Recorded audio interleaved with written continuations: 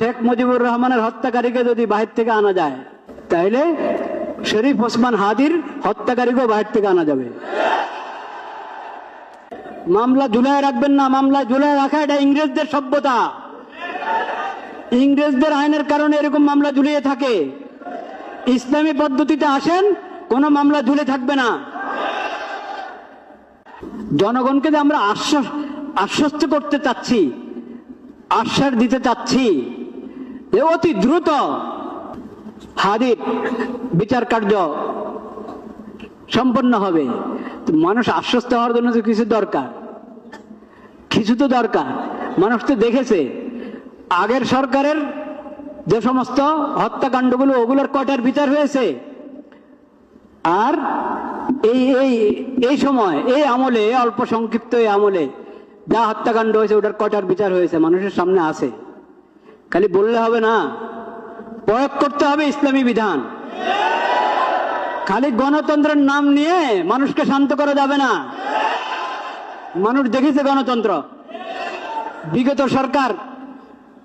বিগত সরকারের যত নির্বাচন, ওগুলো গণতন্ত্রের নির্বাচন তো ছিল নাকি? বলে নাই ওরা গণতন্ত্রের কথা? বলে নাই? যতদিন আল্লাহর বিধানের কথা বলতে লজ্জা পাবেন, দেশে শান্তি আনতে পারবেন না। গণতন্ত্রের পরীক্ষা হয়ে গেছে। কোরআনে স্পষ্ট বিধান আল্লাহ দিয়ে রেখেছেন কেসাসের, ইসলামী দণ্ডবিধির। কোরআন তেলাওয়াত করেন না, আল্লাহ রাব্বুল আলামিনের নাম নিচ্ছি।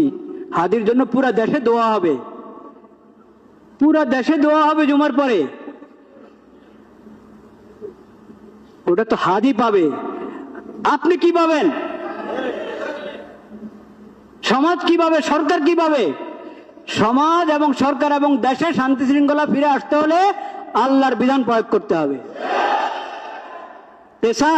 কেসাসের বিধান আল্লাহ যেভাবে দিয়েছেন সেভাবে প্রয়োগ করেন।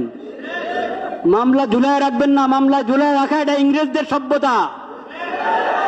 ইংরেজদের আইনের কারণে এরকম মামলা ঝুলিয়ে থাকে।